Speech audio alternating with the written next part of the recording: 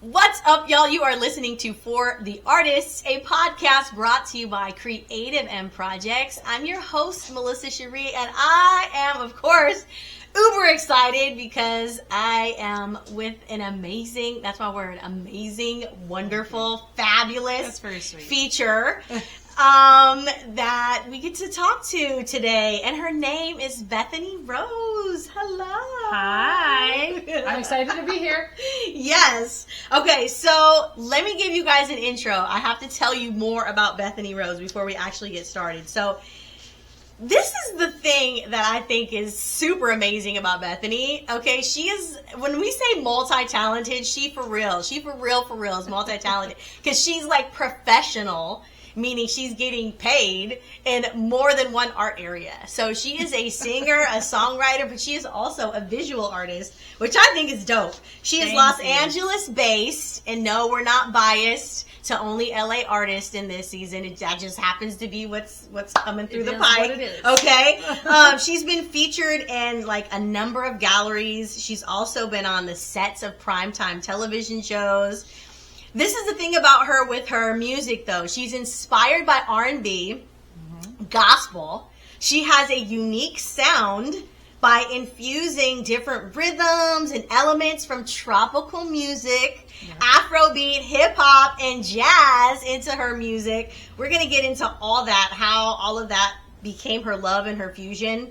She actually talks about this a little bit in her bio, her love for tropical music, always thinking outside of the box. In 2018, she teamed up with an LA-based producer, Ivan Castro, to create an English-Spanish salsa version of her original pop R&B song, Goodbye, Adios. The song was released in December of 2018 for worldwide distribution. She has some new things, though, coming up. We're going to talk about that. Man, there's just so much. I mean, you studied Spanish, I believe, if I read that somewhere correctly. Yeah. Bachelor's of Liberal Studies. Yep. And she minored in Spanish, okay? University of Northern Iowa. Do y'all know the colors, though? Do you know them? That's right. Black and yellow. We're the Hawkeyes. Although Northern Iowa, let me fill you in, Okay. is purple and yellow. Really? Because we're the Panthers. Okay. But I gotta admit, I'm a Hawkeye. You're a Hawkeye. I'm a Hawkeye. You're a Hawkeye. I'm a Hawkeye.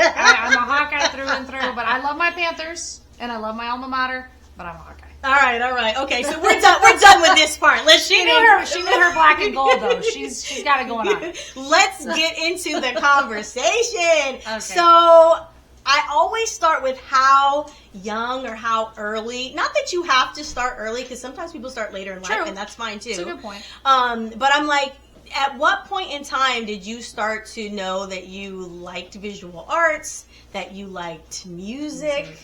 I was young. You were young. Okay. When I tell you, I was, okay, let's start with the music. I remember I was 6 because I went to my first concert ever, which was New Kids on the Block. Okay. Yes, I went to New Kids on the Block, and my friend Alyssa took me. Alyssa, if you're listening.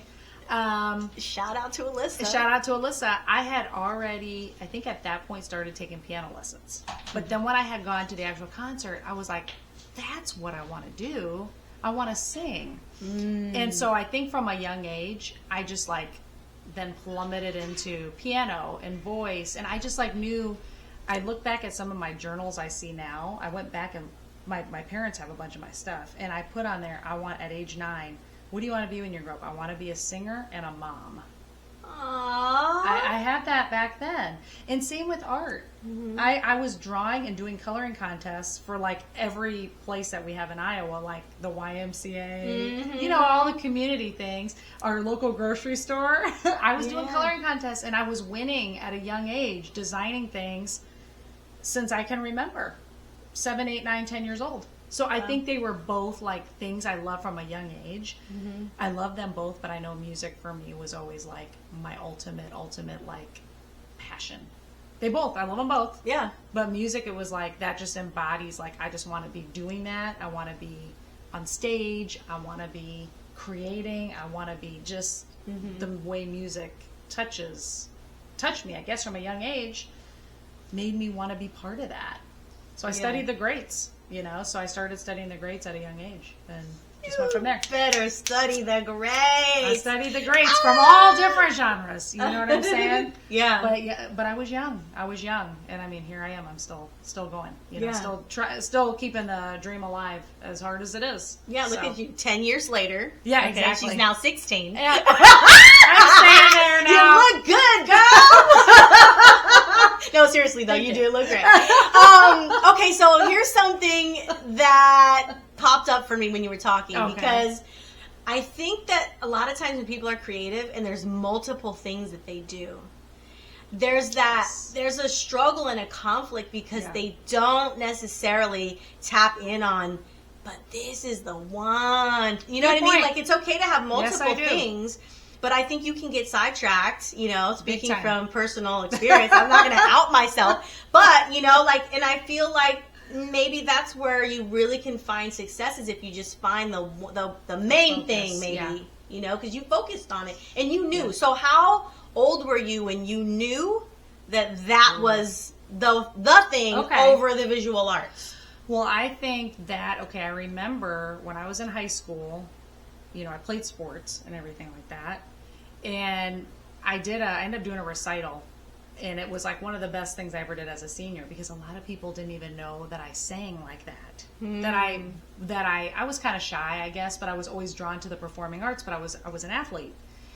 So when I went on my college visit to go play basketball, I went and visited different schools, and I remember telling the people at the college I went to go visit, I said, I want to be part of the music department here. And so they knew one of the guys that was in the music department that had an in-home studio in his dorm. What? And I walked in there and we started talking, and I was like, okay, so you're part of, it was called the Nyack Singers Group. All my shout out to my Nyack Singers! Hey! Shout out! That was one of the best 2 years of my life. Anyway, so I went there and I said, so what do you play? And I said, can you play this? And he just started playing, and we started singing R. Kelly and Celine Dion. And I'm trying to, if I'm your angel, no mountain's too high for you to climb. And we just started doing that. And I was like, when he and I started singing, I was like, this is where I want to go. Because he got me. Yeah. He got me. And so he ended up graduating that year.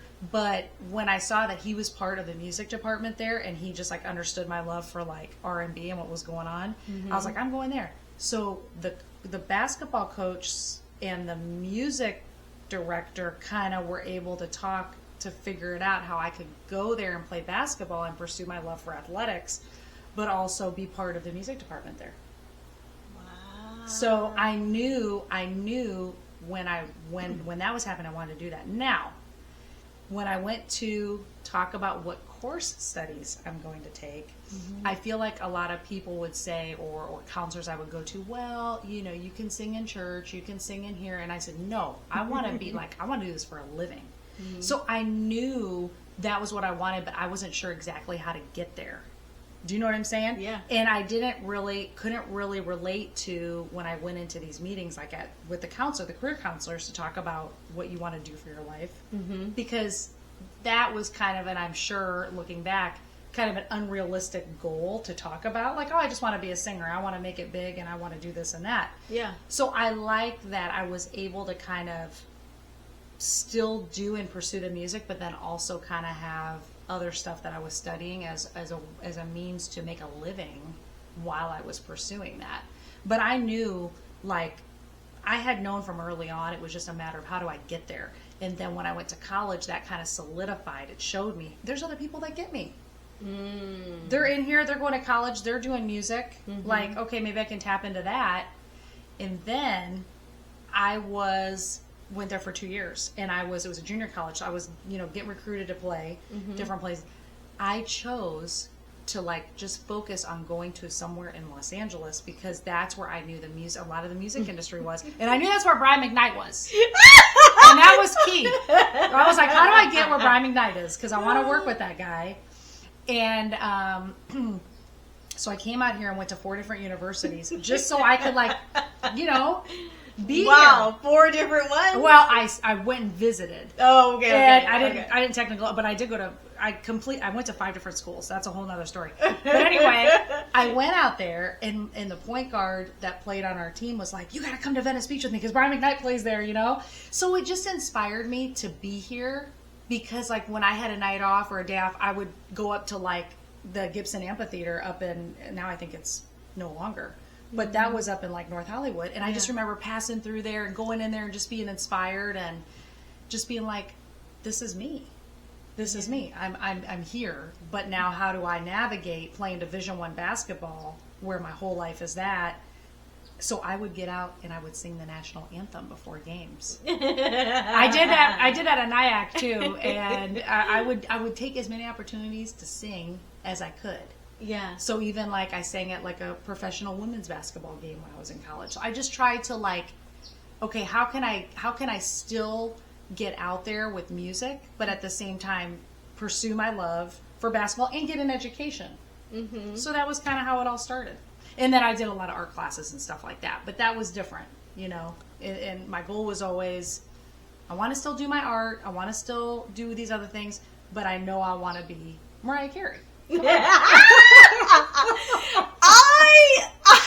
really love that you have, well, you telling your story, it's like you have this childlikeness about you, and it was like you kept that. It seems like you probably still have it now. I mean, because I kind of see it in your eyes. Probably, but it's like you didn't lose that. Yeah. You know, like you literally were the childlike dreamer. Like when you're, you know, with the stories about Brian McKnight and the LA. I feel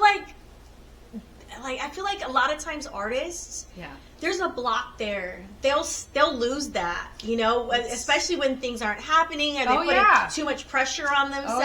Oh yeah. Just the ability to just dream and imagine. Imagine, that's what it is. That's a good word. You know, you were like totally all about it with imagining. That's right. And I'm like, where did that come from? Who stirred that up in you? Or was that just part of your personality? You know, that's a good point. I don't really know. Now, granted, I've always had a very supportive family, but I think I was the one that had these big dreams that, like, my parents didn't really know how to, like, get me involved in the music industry coming from the middle of Iowa. Like, you know? Yeah. Now, I saw they were having, like, a competition in the mall. So I did that. They put me in that. I was 7 or 8 when I did, you know, I did Madonna Vogue, and I forgot the words. I'll never forget that. But, you know, I remember they did that. They had me recording in the mall when they had the karaoke, like, backing tracks, where you go in and you pick. The first one I did was Wind Beneath My Wings and Hero by Mariah Carey. Yes! Oh, yeah. Those are the greats. Those were good. I was in 3rd and 4th grade when I did those. And they would drop me off there and I would do those. And that, like, I think that they knew, I don't know if they knew to what extent I was, thought that dream could be reality. Yeah. I don't know how, they're more probably realistic than I am in terms of certain things, but I think I have a balance of both.